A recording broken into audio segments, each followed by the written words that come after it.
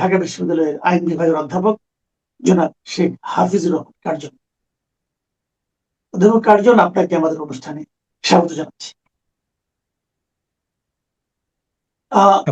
যে জিনিসটা নিয়ে আমি শুরুতেই আলাপ করতে চাই, আপনি আইনের অধ্যাপক, নিজেও আইনের অধ্যাপক, এবং আপনি প্রচুর এই ব্যাপারে জানেন, এবং আমরা আসলে কোনো যে জিনিসটা বুঝি না আপনাদের কাছে আসি শরণাপন্ন হয়ে বুঝতে চাই। অন্তর্বর্তীকালীন সরকারের আমলে যে অধ্যাদেশগুলো আইনে পরিণত হলো, তার মধ্যে কিছু কিছু জিনিস আবার রহিত হয়ে গেল। যে কোটা রহিত হলো দেখলাম, তার মধ্যে বেশিরভাগই আপনার বিচার বিভাগ সংক্রান্ত।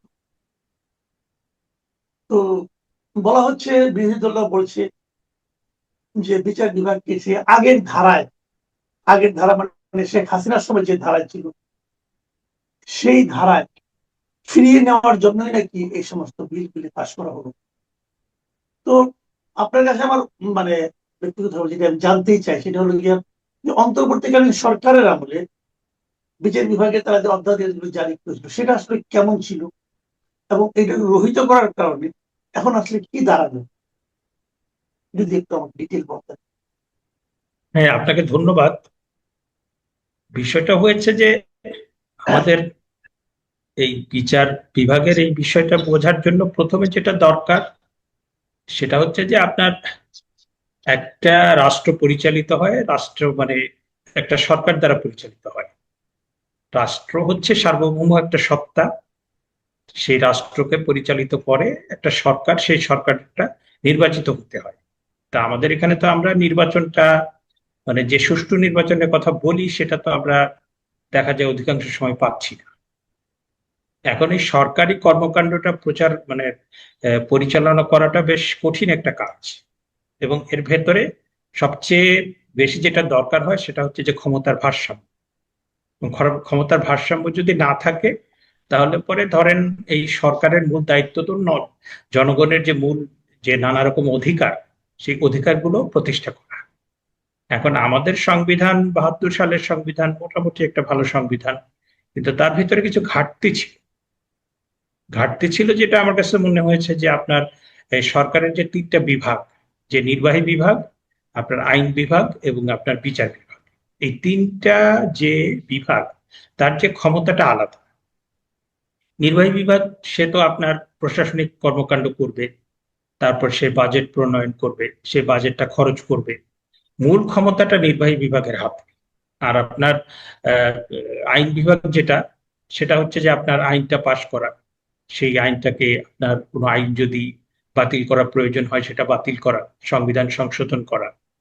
আর একটা বড় কাজ হচ্ছে বিচার বিভাগের, সেটা হচ্ছে যে যদি কোনো নাগরিকের অধিকার লঙ্ঘিত হয়, কিংবা কোনো নাগরিক আপনার সরকারি কোনো ধরনের দমন পীড়নের শিকার হন, সেই সেই সেই জিনিসটা দেখভাল করার দায়িত্ব হচ্ছে বিচার বিভাগের। এবং জুডিশিয়াল মানে আপনার কারো ভিতরে যদি কোনো সমস্যাও তৈরি হয়, যে আপনার সিভিল লিটিগেশন কিংবা ক্রিমিনাল লিটিগেশন, সেইটার নিষ্পত্তি করার দায়িত্ব বিচার বিভাগের। সুতরাং আপনি দেখবেন যে এই যে রাষ্ট্রের ভেতরে ৩টা যে অঙ্গ, এদের ভিতরে ক্ষমতার ভারসাম্য না থাকলে আপনি দেখা যায় যে আপনি সরকারের ভেতরে মন্ত্রণালয়ের মধ্যে অন্যায় হচ্ছে, দুর্নীতি হচ্ছে, তারপরে অন্যায্যতা হচ্ছে, সেটা আসলে প্রতিকার করবে কে?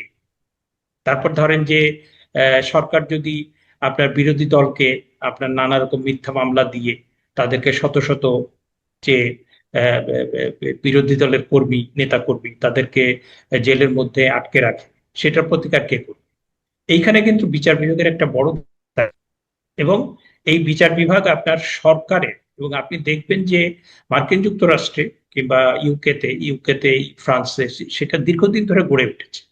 এবং সেটা যদি না থাকে, এবং আজকে যেটা অভিযোগ করা হচ্ছে বিএনপির বিরুদ্ধে, এটা আসলে বিএনপির বিরুদ্ধে না, এটা আমরা দীর্ঘদিন ধরে দেখেছি।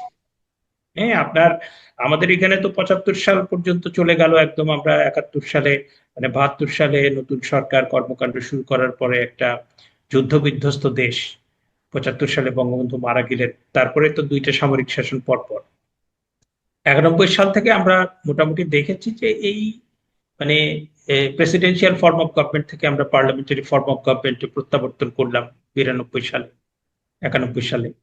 এবং তখন থেকেই কিন্তু আমরা এই নতুন চর্চাটায় চলে আসলাম। এই চর্চাটার মধ্যে আমরা গিয়ে দেখলাম যে অধিকাংশ ক্ষমতা আপনার নির্বাহী বিভাগের হাতে, এবং আরো সুনির্দিষ্ট করে বললে প্রধানমন্ত্রীর হাতে। কারণ এখানে আপনার যেটা বলা হয়েছে সংবিধানে, মানে রাষ্ট্রপতি আমাদের মতো মানে পার্লামেন্টারি ফর্ম অফ গভর্নমেন্ট, এখানে রাষ্ট্রপতি নামে মাত্র প্রধান। উনার কাজ হচ্ছে, একটা হচ্ছে সংখ্যাগরিষ্ঠ দলের যে নেতা তাকে প্রধানমন্ত্রী নিয়োগ করা, আর হচ্ছে প্রধান বিচারপতি নিয়োগ করা। এর বাইরে সবকিছু তিনি করেন প্রধানমন্ত্রীর পরামর্শ অনুযায়ী। তো সেইটা যদি হয় তাহলে পরে এখানে প্রধানমন্ত্রীর নিরঙ্কুশ একটা প্রাধান্য প্রতিষ্ঠিত হয়। তো সেইটা সত্যি, সেটা কোনো একটা বিশেষ দলের বিরুদ্ধে না, সেটা সবাই করেছে। আমাদের এখানে যে দ্বিদলীয় ব্যবস্থা গড়ে ওঠার মানে একটা প্রক্রিয়া চলছিল, সেটা বাধাগ্রস্ত হয়েছে তত্ত্বাবধায়ক সরকার না থাকার ফলে। এবং সেখানে কিন্তু এই যে আপনার মানে এই নির্বাহী বিভাগের যে প্রাধান্য এবং আপনার প্রধানমন্ত্রীর যে প্রাধান্য, সেই সেই জিনিসটা কিন্তু আপনার সংস্কার প্রক্রিয়ার মধ্য দিয়ে অন্তর্বর্তী সরকার যে কটা ভালো কাজ করেছেন তার ভিতরে এই দুটো অধ্যাদেশ আমরা বলতে পারি যে এটা ভালো হয়েছে। যে আপনার সুপ্রিম কোর্টের একটা সচিবালয় প্রতিষ্ঠা, এটা একটা অধ্যাদেশ ছিল। আর আরেকটা অধ্যাদেশ ছিল আপনার সুপ্রিম কোর্টের বিচারকদের নিয়োগ সংক্রান্ত কোনো নীতিমালা ছিল না, সেটার ব্যাপারে। তো সেটা হলে তো আমরা মনে করি যে খারাপ কিছু হতো না। সেটা সেটা সেটা বর্তমান সরকার সেটাকে অব্যাহত রেখে তারা সংস্কার প্রক্রিয়াকেও এগিয়ে নিতে পারতেন। আবার ক্ষমতার যে ভারসাম্যের কথা আমরা বলি, রাষ্ট্রীয় সংস্কারের কথা বলি, সেটাও কিন্তু তারা ইতিবাচকভাবে সামনে নিয়ে যেতে পারতেন। জি, কিন্তু এখন যেটা হলো যে চেঞ্জটা যেটা হলো, এই চেঞ্জটা কি কেমন? এই চেঞ্জটা নিয়ে তো বিরোধী দলগুলো খুব আপত্তি করছে, এবং সরকারি দল অবশ্য বলছে যে এটা নিয়ে আরো প্রচুর যাচাই বাছাইয়ের ব্যাপার আছে। এখন যাচাই বাছাইয়ের ব্যাপারগুলো প্রশ্নটা উঠে তখন যখন নাকি যে অধ্যাদেশটা করা হয়েছিল সেখানে যদি কোনো ভুল অথবা বড় কোনো ফাঁক থেকে থাকে, তাহলে আপনি যাচাই বাছাই করতে পারেন। এখন এটা যাচাই বাছাই বলতে আপনি ঠিক কি, আপনি কি মানে, যেহেতু আমার ধারণা আপনি ওটা পড়েছেন অধ্যাদেশটা, এখানে কি যাচাই বাছাই করার মতো তেমন কিছু ছিল আপনার কাছে মনে হয়, বিচারক নিয়োগ অথবা সচিবালয় গঠন এই ব্যাপারে? না, এটা তো যাচাই বাছাই তো আমি মনে করি কিছুই না। এটা আপনার বরং আমরা বলতে পারি আমরা পুরনো ব্যবস্থায় ফিরে গেলাম। আপনার সাবেক প্রধানমন্ত্রী শেখ হাসিনার সময় যেটা হয়েছিল যে তখন আমরা বেশ কয়েকজনের মুখে নতুন বন্দোবস্তের কথা শুনেছি, এবং 5ই আগস্টের পরেও নতুন বন্দোবস্তের কথা শুনেছি। তো যারা নতুন বন্দোবস্তের কথা বললেন, নতুন বন্দোবস্তটা কি সেটা আমাদের সামনে পরিষ্কার করতে পারলেন না। বরং তারা যে সমস্ত নজির উপস্থাপন করলেন সেটা পুরাতন বন্দোবস্তের চেয়েও খারাপ। হ্যাঁ, বিভিন্ন ক্ষেত্রে আমরা মবের যে রাজত্ব দেখলাম, আইন শৃঙ্খলার যে ঘাটতি দেখলাম, নতুন কোনো কর্মসংস্থান নাই, তারপরে নতুন কোনো ইনভেস্টমেন্ট নাই। আমরা যেটা দেখলাম তাতে করে মানে আমার বাংলাদেশটা যেভাবে যতটুকু এগিয়েছিল সেটা আরো পিছিয়ে গেল। এখন আমি যেটা বুঝি যে এতদিন পর্যন্ত যেটা ছিল সেখানেই আমরা ফিরে গেলাম। মানে 91 সালের পর থেকে আমাদের যে আপনার তিনটা আপনার বিচার বিভাগের যে ক্ষমতাটা ছিল, তারপরে আপনার নির্বাহী বিভাগের যে ক্ষমতাটা ছিল, আইন বিভাগের যে ক্ষমতাটা ছিল, ওই জায়গাতে আবার ফেরত গেলাম।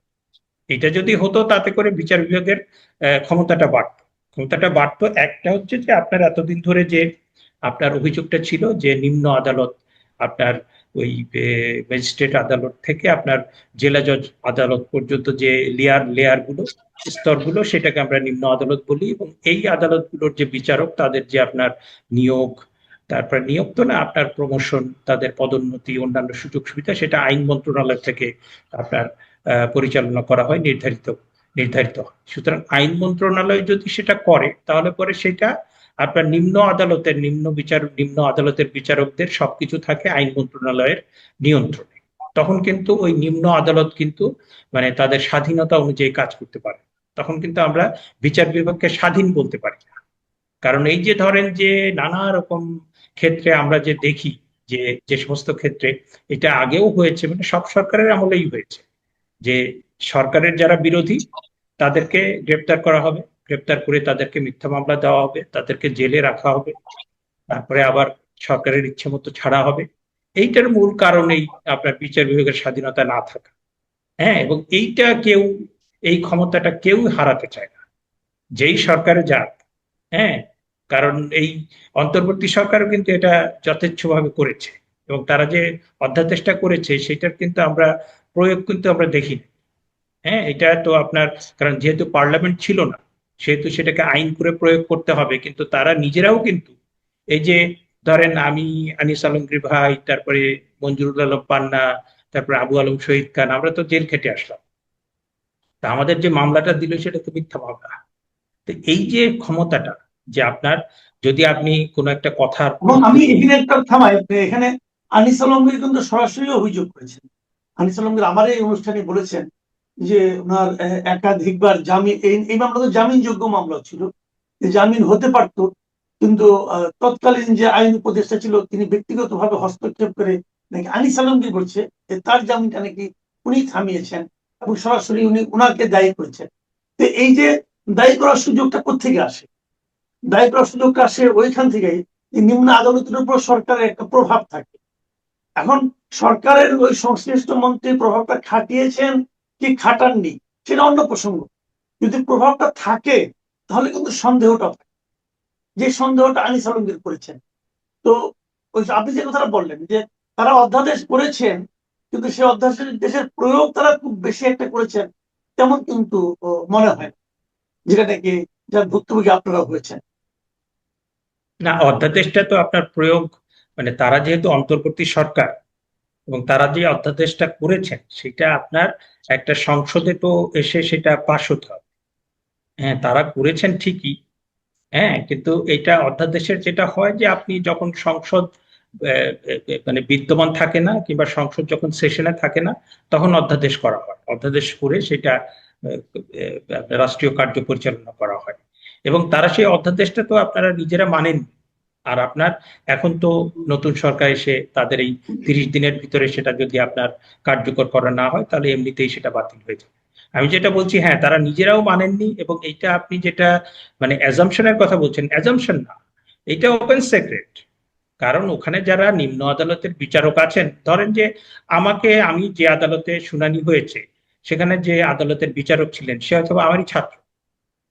হ্যাঁ, আমারই ছাত্র, ঢাকা বিশ্ববিদ্যালয়, কিংবা আমার ছাত্র কিংবা ছাত্রী স্থানীয়, মানে একই ব্যাচের হয়তো বা রাজশাহী বিশ্ববিদ্যালয় কিংবা চিটং বিশ্ববিদ্যালয় কিংবা আপনার জাহাঙ্গীরনগর বিশ্ববিদ্যালয়, কিন্তু কিংবা কোনো প্রাইভেট বিশ্ববিদ্যালয়ে একই সেশনে, কিন্তু সে তো দেখছে যে তার মানে নিজের স্যার অধ্যাপক, তাকে এইভাবে ধরে আনা হয়েছে। হ্যাঁ, তারপরে পিপি সেখানে শুনানি করছেন, তারপর আমার পক্ষের লয়ার শুনানি করছেন, এবং মোটামুটি সে বুঝতে পারছে যে বাস্তবতাটা কি। তো তার কিন্তু হাত পা বাঁধা। হ্যাঁ, যতদিন পর্যন্ত ওই যে আপনার আইন মন্ত্রণালয়ের কাছে তাদের ওই যে পদোন্নতি, তারপর তাদের সমস্ত কিছু শৃঙ্খলা ভূখণ্ডী। সবকিছু থাকবে, ততদিন পর্যন্ত এগুলো স্বাধীনভাবে কেউ করতে পারবে না। এটা সব সরকারের আমলেই সত্যি, শুধু এই সরকার। এবং এই যে আপনার ক্ষমতাটা, এটা অনেক বড় ক্ষমতা। এবং এই যে আপনার জামিন টামিন এগুলো নিয়ে আপনার যেটা হয়, যে আমরা বিভিন্ন সময়, এই মানে কোনো একটা নির্দিষ্ট সরকারের সময় বলছি না, বিভিন্ন সময়ে যারা আইনমন্ত্রী কিংবা আইন প্রতিমন্ত্রী, তারা তাদের যে চেম্বার, তাদের ওখান থেকে আপনার যদি গ্রিন সিগন্যাল না যায় তাহলে জামিন হয় না। মানে হাই প্রোফাইল জামিন যেগুলো, এবং যে সমস্ত জামিনে ধরেন 50 লক্ষ, 1 কোটি টাকা, 5 কোটি টাকা, 10 কোটি টাকা। হ্যাঁ, এমন একটা বিজনেস গ্রুপের কেউ মার্ডার করেছে, কিংবা এমন একটা অপরাধ করেছে যেটা সহজে জামিন হবে না, সুতরাং তখন সেটা আপনার একটা নেগোসিয়েশন হয়।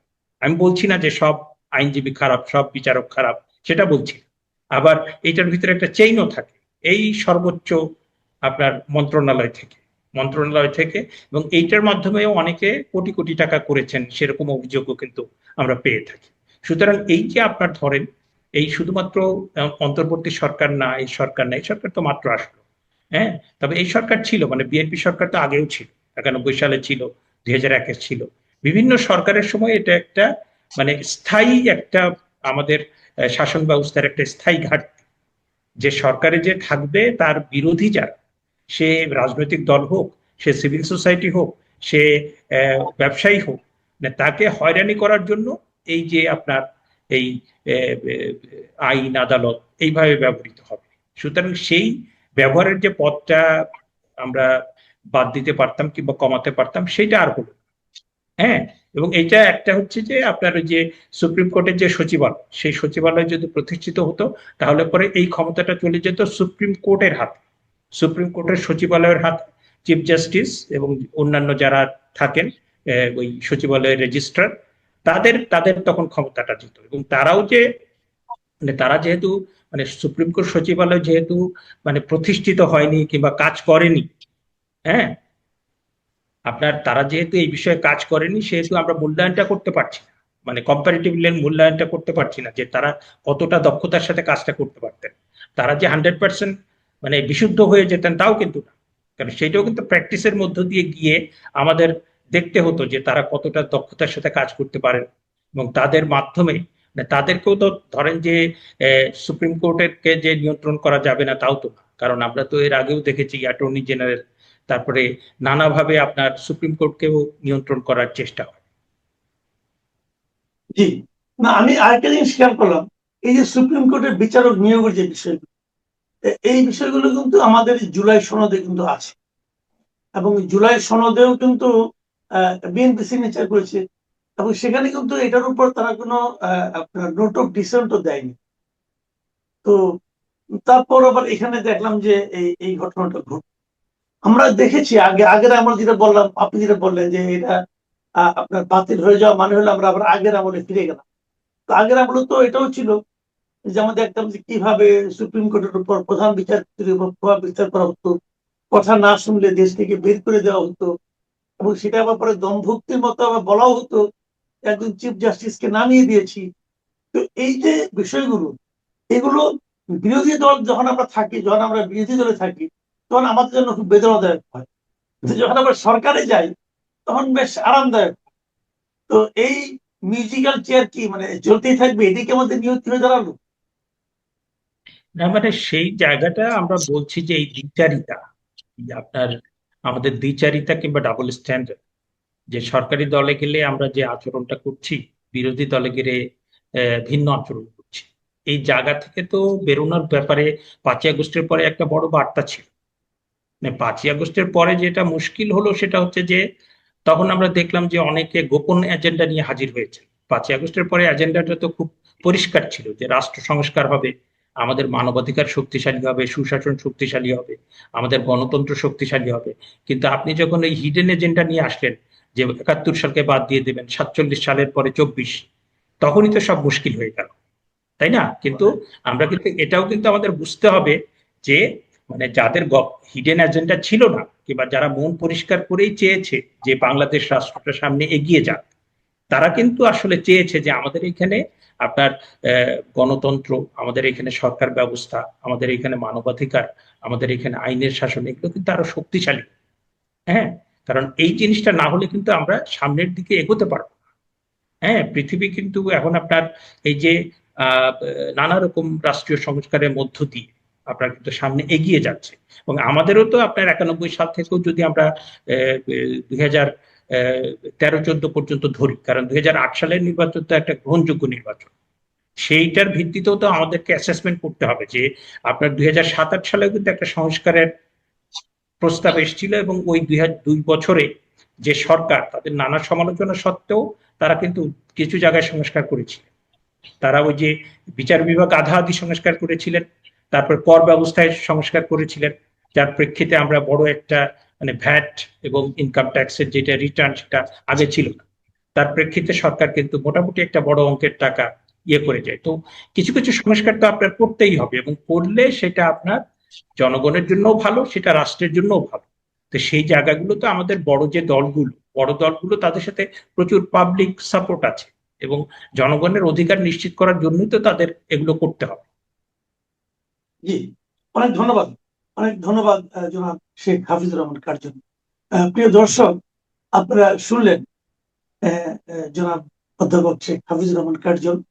উনি আইনের দৃষ্টিতে আসলে কি হচ্ছে, আমাদের আইনের কারণে কি আইন হচ্ছে, নতুন আইন হচ্ছে, বিচার বিভাগ দিয়ে কি আইন হচ্ছে, এবং সেই আইনের মাধ্যমে কিভাবে আমরা পেছন দিকে আবার যাওয়ার একটা আশঙ্কা তৈরি হয়েছে, এগুলো নিয়ে ওনার খোলামেলা বক্তব্য শুনলেন। আমি কেবল একটা কথা বলে শেষ করতে চাই, ওই যে একটা কথা বহু পুরনো প্রবাদ একটা আছে, যে যায় লঙ্কায় সেই হয় রাবণ। আপনার এমন হয়েছে যে এই রাজনীতি নিষিদ্ধ করাটা কি বিএনপির জন্য ঠিক হলো কিনা, এটা কি গণতন্ত্রের জন্য ঠিক হলো কিনা, আবার কেউ কেউ বলেছেন নিষিদ্ধ করাই উচিত ছিল, কারণ আওয়ামী লীগের যে রাজনীতির পরিচয় আমরা পেয়েছি, এই ধরনের দল উন্মুক্ত থাকাটা বরং বিপজ্জনক। এই সমস্ত বিষয় নিয়ে নানা ধরনের মন্তব্য এসেছে। কেউ কেউ আবার আমাকেও কিঞ্চিত গালাগালিয়ে করেছেন, তো সেটা সবসময় করেন, এটা নিয়ে কোনো সমস্যা নেই, হতেই পারে। আপনার যদি পছন্দ না হয়, খুব বেশি বিরক্ত হন, তার তো একটা প্রকাশ ঘটতেই পারে। যাই হোক, আমি সবগুলো নিয়ে আলোচনা যতটুকু সম্ভব আমি চেষ্টা করেছি এমনভাবে নেওয়ার জন্য যাতে নাকি সব ধরনের মতামতই সেখানে কম বেশি থাকে। আমি প্রথম যে মানে কমেন্টটা পড়তে যাচ্ছি, সেটা লিখেছেন ভিক্টর ঘারোজা ট্রাভেল ওয়ার্ল্ড। তিনি লিখেছেন, বিএনপি সরকার আওয়ামী লীগকে নিষিদ্ধ রেখেই সংসদে আইন বা বিল পাশ করল। এতে করে অন্তর্বর্তীকালীন সরকারের এই নিষিদ্ধ করা দোষ বিএনপি সরকারের উপর এসে পড়ল। জনাব, মাননীয় প্রধানমন্ত্রী এটা ভুল রাজনৈতিক সিদ্ধান্ত নিয়েছে। আওয়ামী লীগ একই রাজনৈতিক ভুল করেছিল। এতে করে অদূর ভবিষ্যতে বিএনপিও যে নিষিদ্ধের কবলে পড়বে না তা বলা যাবে না। বিএনপির উচিত ছিল এই দোষটা এড়িয়ে চলা। প্রধানমন্ত্রীর একজন উপদেষ্টার বুদ্ধিতে এই কর্মটি করা হয়েছে। আপনি যেভাবে লিখেছেন ভাই, এতে মনে হচ্ছে আপনি অনেক ভেতরের খবর রাখেন। প্রধানমন্ত্রীর কোন উপদেষ্টার বুদ্ধিতে এই কাজটা করা হয়েছে সেটা যদি আপনি একটু ইঙ্গিত আমাদেরকে দিতেন, তাহলে হয়তো আমরা সেটা মানুষের সঙ্গে শেয়ার করতে পারতাম। তবে আমি নিজে পার্সোনালি মনে করি, যে উপদেশটা দিয়েছেন তার উপদেশ যেটা দিয়েছে সেই উপদেশ আমার কাছে পছন্দ হয়নি। আমার কাছে মনে হয়েছে এই ধরনের কাজ করাটা অগণতান্ত্রিক। সরকার কেন এই অগণতান্ত্রিক কাজের সঙ্গে নিজেকে জড়ালো, এটা আপনার মতো আসলে আমিও ঠিক বুঝতে পারছি না। এই মন্তব্যটা লিখেছেন আমানুল্লাহ। তিনি লিখেছেন, আওয়ামী লীগ হচ্ছে বাংলাদেশের জাতীয় নিরাপত্তার জন্য হুমকি। এই হুমকিকে বন্ধ করে দিয়েই ভালো করেছে। বাংলাদেশের শান্তিপ্রিয় জনগণ গুম, খুন, বিচার বহির্ভূত হত্যা এবং ভোটাধিকার হরণ আর দেখতে চায় না। আপনার শেষ কথাটার সঙ্গে আমি একমত, আসলেই মানুষ এগুলো আর দেখতে চায় না। কিন্তু মিস্টার আনোয়ারুল্লাহ, আমার কথা হলো কি, যে আওয়ামী লীগকে নিষিদ্ধ করে দিলে এই সবগুলি যে একদম শেষ হয়ে যাবে, এই গ্যারান্টি আপনি দিতে পারবেন? অথবা আরও একটা কথা বলি, যখন আওয়ামী লীগ ক্ষমতায় ছিল না তখন কি এগুলির কিছুই হয়নি? খুন, বিচার বহির্ভূত হত্যাকাণ্ড হয়নি? ভোটাধিকার হরণ হয়নি এই দেশে? সবই তো হয়েছে। কাজে এগুলোর জন্য আপনি যদি এককভাবে আওয়ামী লীগকে দায়ী করেন, সেটাও আমার কাছে মনে হয় খুবই অতি সরলীকৃত, অথবা কোনো নির্দিষ্ট রাজনৈতিক মতাদর্শ দ্বারা প্রভাবিত বক্তব্য, এটা আমার মনে হয়। যা হোক, আপনার মন্তব্যের জন্য আপনাকে অনেক ধন্যবাদ। এরপরে মন্তব্যে লিখেছেন আমির হুসাইন। তিনি লিখেছেন, বাংলাদেশের মানুষ ম্যান্ডেট দিয়ে যে সকল সংসদ সদস্যদের সংসদে পাঠিয়েছি, সেই সকল সংসদ সদস্যদের 100% সম্মতিক্রমে যে ঐতিহাসিক বিল পাশ হয়েছে, সেই বিল নিয়ে আপনার মাথা ব্যথা প্রমাণ করে আপনি মাসুদ কামাল একজন ষড়যন্ত্রকারী, বুদ্ধি প্রতিবন্ধী, দেশদ্রোহী এবং উচ্চ ফলনশীল মুদি দোকানের বীজ। মিস্টার আমির হোসেন, আমি একই সঙ্গে এত কিছু, যদি ষড়যন্ত্রকারী হয়ে যদি ধরা যাক, আপনি বলেছেন একবার ষড়যন্ত্রকারী, একবার বুদ্ধি প্রতিবন্ধী, একবার দেশদ্রোহী। আমি যদি বুদ্ধি প্রতিবন্ধী হই, তো বুদ্ধি প্রতিবন্ধীর পক্ষে গিয়ে ষড়যন্ত্রকারী হওয়া সম্ভব? বলেন। যাই হোক, আপনি বলেছেন, কিন্তু বিষয়টা আমি আপনাকে বলি, 100% জনপ্রতিনিধি যে ম্যান্ডেটটা পাস করেছে, সেটা যদি মানে ওটা নিয়ে যদি সমালোচনা করা যাবে না এমন কথা কিন্তু কেউ বলেনি। সবাই বলল, যেমন ধরুন আপনি এখন কি হয়েছে, 70% লোক তো হাঁ ভোট দিয়েছে, তারপর সেটা নিয়ে সমালোচনা হচ্ছে না? হচ্ছে তো। সেটাকে তো এই হাঁ ভোটকে তো অবৈধই বলে দিল এই গভর্নমেন্ট, তো এই সংসদ। তাহলে কি বলবেন? সবসময় শতাংশটা জরুরি না ভাই, অনেক সময় জরুরি, আমি অস্বীকার করি না, কিন্তু যে কোনো বিষয় নিয়ে সবাই মিলে রাজি হলো, তারপরে সেটা নিয়ে আলোচনা করা যেতে পারে। এই আলোচনা মানে কিন্তু বিরোধিতা না। আপনি যখন আলোচনা করবেন, সেই আলোচনাটা তাদের মধ্যেও দ্বিতীয় অথবা তৃতীয় আরেকটা চিন্তার জন্ম দিতে পারে। আলোচনা সবসময় ভালো, আলোচনা করলেই তাকে গালাগাল করতে হবে, তাকে উচ্চ ফলনশীল মুদি দোকানের বীজ বলতে হবে, এগুলোর উপরে কোনো লাভ নেই। কারণ এই যে আপনি কথাগুলি বললেন, কী লাভ হলো বলেন? এই কথাগুলি কে বললো? আমির হোসেন সাহেব বললো। তো আমির হোসেন সাহেব সম্পর্কে মানুষের ধারণাটা কী দাঁড়ালো? আবার দেখেন আপনার মতামত কিন্তু আমি পড়লাম এই কারণে যে আপনি আমাকে যে সমস্ত অ্যাডজেক্টিভ দ্বারা ভূষিত করেছেন সেগুলো যে যথাযথ নয়, এটা কিন্তু আমি পড়ার কারণেই আপনি বুঝতে পারলেন, লোকেও বুঝলো। যে আমার মনে হয় গালাগালিটা করা জরুরি না, আপনি সমালোচনা করতেই পারেন, আমার কোনো সমস্যা নেই। এমজি সাব্বির লিখেছেন, বিএনপি মিষ্টি কথা বলে আওয়ামী লীগের ভোট নিয়ে ক্ষমতায় এসে আওয়ামী লীগ নিষিদ্ধ করে দিল। আওয়ামী লীগের লোকেরা এত বোকা। মনিরুল ইসলাম লিখেছেন, আপনারা আওয়ামী লীগকে দোষারোপ করেন 17 বছর বিএনপির উপর অত্যাচার নির্যাতন করেছে। কেন করেছে এটা বলেন না 2001 থেকে 2006 সাল পর্যন্ত আওয়ামী লীগের উপর হত্যা নির্যাতন চালিয়েছিল। 2004 সালে 21শে আগস্ট শেখ হাসিনাকে গ্রেনেড হামলা করে হত্যা করতে চেয়েছিল এবং বহু আওয়ামী লীগ নেতাকর্মীকে হত্যা ও আহত করেছিল, কিন্তু কোনো বিচার পায়নি। হাজার হাজার আওয়ামী লীগ নেতাকর্মীকে মিথ্যা মামলা করেছিল এবং অনেক বড় বড় নেতাকে হত্যা করেছিল। তাই বিগত 17 বছরে প্রতিশোধ নিয়েছিল, এখন হামলা মামলা ও নির্যাতন শুরু করেছে। এইভাবে চলতে থাকলে দেশে শান্তি আসবে না। আপনার শেষ কথাটার সঙ্গে আমি একমত যে এইভাবে চলতে থাকলে দেশে শান্তি আসবে না। কিন্তু আগে যে কথাগুলি বললেন যে আওয়ামী লীগের উপর বিএনপি কী কী অত্যাচার করেছিল, কী কী টর্চার করেছিল, কী কী ষড়যন্ত্র করেছিল, সেগুলো যদি সবও সত্যি হয়, অনেকগুলো নিয়ে বিতর্ক আছে, ধরে নিলাম সবই সত্য, তারপরেও কিন্তু প্রতিশোধের যে রাজনীতিটা, এটা করাটা কিন্তু আমরা সমর্থন করি না। আপনি মনে করতে পারবেন বেগম খালেদা জিয়া বিএনপির যিনি চেয়ারপারসন ছিলেন মৃত্যুর আগের দিন পর্যন্ত, তিনি কিন্তু বলেছিলেন তিনি প্রতিহিংসার কোনো রাজনীতি করবেন না। এই জিনিসটা মাথায় রাখবেন, কারণ একটা প্রতিশোধ এবং প্রতিহিংসা পরায়ণ আচরণ আরেকটা প্রতিশোধ এবং প্রতিহিংসা পরায়ণ আচরণকে ইনভাইট করে, আমন্ত্রণ করে। আজকে ওনারা যেটা করেছেন যে আপনি তার প্রতি প্রতিশোধ নেন, তাহলে আপনারা যখন থাকবেন না অথবা যখন অন্যরা ক্ষমতায় আসবে তখন তারাও কিন্তু প্রতিশোধ দেবে। এই প্রতিশোধের রাজনীতি আলটিমেটলি দেশকে পিছিয়ে দেবে। এই কথাটাই আমি আসলে বলতে চেয়েছি।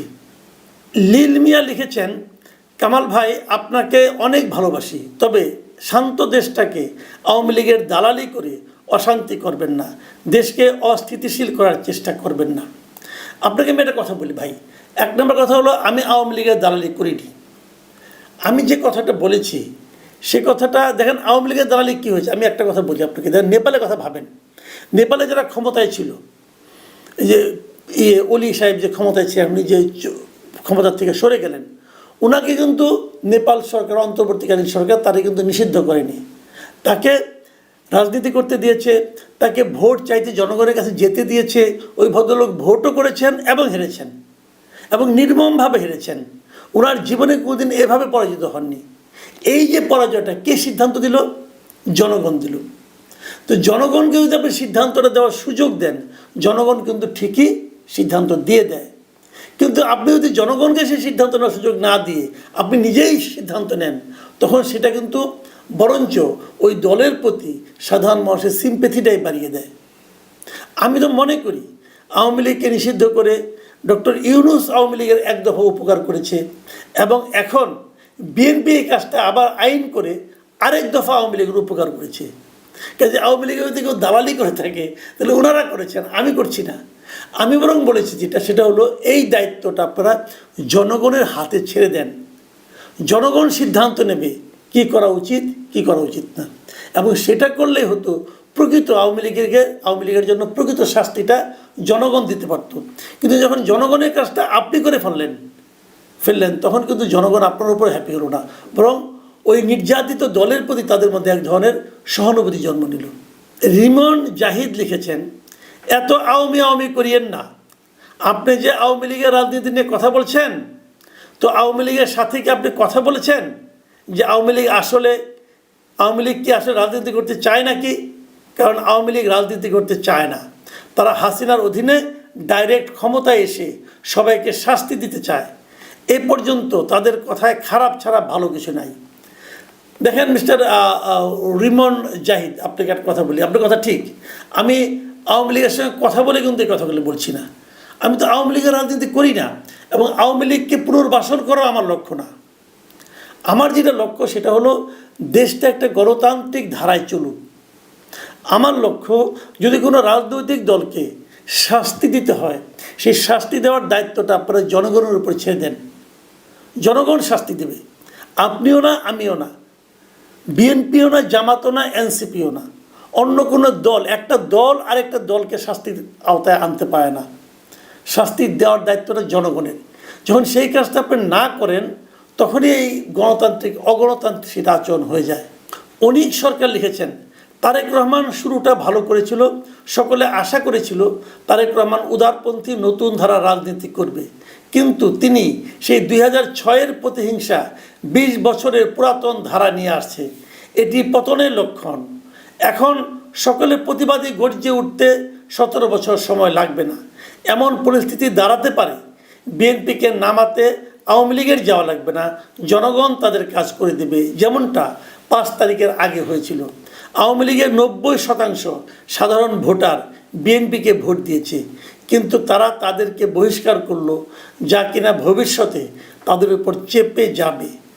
সময় থাকতে অতীত থেকে শিক্ষা নিয়ে সিদ্ধান্ত নিন। শারমিন সুলতানা লিখেছেন, নিষিদ্ধ না করে যারা অপরাধী তাদের শাস্তির আওতায় আনা দরকার ছিল, আর যারা অপরাধী না তাদের রাজনীতি করার সুযোগ দেওয়া উচিত ছিল। শারমিন সুলতানা, আপনার সঙ্গে আমি একেবারেই একমত। আমি কিন্তু এই কথাটাই সবসময় বলছি, যারা অপরাধ করেছে তাদেরকে আপনি শাস্তির আওতায় আনেন, কিন্তু পুরো দলটাকে যখন আপনি ঢালাওভাবে এরকম নিষিদ্ধ করে দেন, তখন সেটা আলটিমেটলি কোনো শুভ ফল বয়ে আনবে বলে আমি মনে করি না।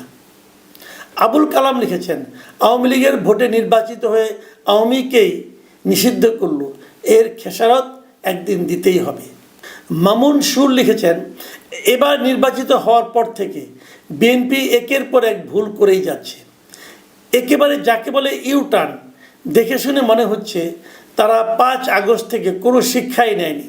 অনতিবিলম্বে সংশোধিত না হলে বিএনপির জন্য এই টার্মই শেষ টার্ম। মহিম খান লিখেছেন, আওয়ামী লীগকে নিষিদ্ধ করাতে আওয়ামী লীগের ভালো হয়েছে। আওয়ামী লীগ যদি নিজ শক্তিতে ফিরে আসতে পারে, তাহলে আওয়ামী লীগকে ইতিহাসের পাতা থেকে আর শুনতে হবে না যে বিএনপির দয়ায় রাজনীতি করার সুযোগ পেয়েছে। দেখ, এটা এক ধরনের ব্যাখ্যা। এটা দয়ার কিছু নাই রে ভাই। বিএনপি যদি এটা না করতো, তাহলে বিএনপির দয়া কেন? এখানে স্বাভাবিকভাবে সে রাজনীতি করতো। তারপরেও আপনার ব্যাখ্যাটা এটা হয়তো অনেক আওয়ামী লীগের যারা সমর্থক আছে তাদের ভালো লাগতে পারে। বাশার শেখ লিখেছেন, আমি একজন সাধারণ মানুষ। এই দেশে অন্তত সাধারণ মানুষের কোনো ক্ষমতা নেই। সরকারের অন্যায় কাজগুলো মেনে নিতে হয়, প্রতিবাদ করা যায় না, কিন্তু ঘৃণা করা যায়। একজন নিরীহ সাধারণ মানুষের আসলে এটাই অভিব্যক্তি। মানুষ অনেক সময় প্রতিবাদ করতে পারে না, সাহস পায় না, অনেক সময় তার শক্তিও থাকে না, কিন্তু ওনার যে মনের যে রিয়াকশনটা, চিন্তার যে রিয়াকশনটা, সেটা কিন্তু থেকেই যায়। কাউকে ভালোবাসে, কাউকে ঘৃণা করে, এবং এই সম্মিলিত যে চিন্তাটা, সম্মিলিত ভালোবাসা কোনো একটা দলকে বিজয়ী করে, সম্মিলিত ঘৃণা কোনো একটা দলকে পরাজিত করে। যদি এই জিনিসগুলো রাজনৈতিক দলগুলো যদি মনে রাখে, তাহলে সেটা তাদের জন্য ভালো হয়, দেশের জন্য ভালো হয়। এটাই শেষ মন্তব্য পড়ছি। ডিজে রসিন লিখেছেন, আসিফ নজরুলের মতো আপনাকেও 6 মাসের জন্য কোনো একটা মন্ত্রণালয়ের মন্ত্রী করা দরকার, তাহলে আপনার সকল যুক্তি লোপ পেয়ে যাবে। এটা আপনি মোটামুটি ঠিকই বলেছেন। ঠিকই বলেছেন এই কারণে যে যখন কেউ একজন যায় কোনো একটা মন্ত্রণালয়ের মন্ত্রী হয়ে যায়, তখন সে কিন্তু সরকারের পার্ট হয়ে যায়। তখন সে তার যুক্তি দিয়ে যদি দেখে যে সরকারের কোনো একটা কাজ ভালো হচ্ছে না, তখন যেহেতু সে সরকারের অংশ, তার পক্ষে চাইলেও কিন্তু সেটা সমালোচনা করার সম্ভব হয় না। তার সমস্ত যুক্তি আসলে তখন থেমে যায়। কিন্তু তারপরেও তিনি কিন্তু নিজের কাজটা করতে পারেন। ওনার যে নিজের যে মন্ত্রণালয় আছে, সেই মন্ত্রণালয়ে তো উনি ভালো কাজ করে দেখাতে পারেন যে অন্যরা পারেনি, কিন্তু আমি তো যুক্তিগ্রাহ্য কাজ করেছি। কাজেই ক্ষমতায় দায়িত্ব নেওয়ার পর ওনার মধ্যে আর কোনো যৌক্তিক কর্মকাণ্ড থাকবে না। এই যে যুক্তিটা আপনি দিলেন, এটা ঠিক না।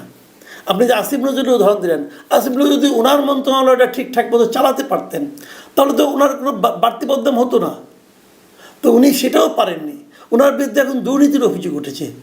এই যে দুর্নীতির অভিযোগগুলো যদি না উঠতো তাহলে কিন্তু আমরাই বলতাম যে এই মন্ত্রণালয়ের এই অন্তর্বর্তীকালীন সরকারের সবাই দুর্নীতি করেছে, কিন্তু দেখেন আসিফ নজরুল করেনি। হতো না কি? হতো, তাতে তার সুনাম কিন্তু বাড়ত। কিন্তু সেই কাজটা উনি ওনার নিজের কর্মকাণ্ডের মাধ্যমে আমাদেরকে করতে দেননি। যে সমস্ত দুর্নীতির অভিযোগ ওনার নামে দেখছি দুদকে আসছে, তার যদি অর্ধেকও সত্য হয়, যদি 10 ভাগের 1 ভাগও সত্য হয়, তাহলে তো বলতে হবে যে ভাই উনি লোক ভালো না। যাই হোক, আজকের দর্শকের কথা এই পর্যন্তই। প্রিয় দর্শক, আপনারা ভালো থাকবেন, আপনারা আরও বেশি বেশি করে আমাদের কমেন্ট করবেন, এবং আমি চাইবো কমেন্টগুলো যেন একটু লজিক্যাল হয়, তাহলে আমাদের জন্য সেগুলো পড়াটা সহজ হয়। আর ব্যক্তিগত আক্রমণ করেন, অসুবিধা নাই, কিন্তু শব্দ চয়নে একটু সতর্ক থাকলে ভালো হয়, তাহলে আমি পড়তে পারি। যদি অশ্লীল শব্দ থাকে সেগুলো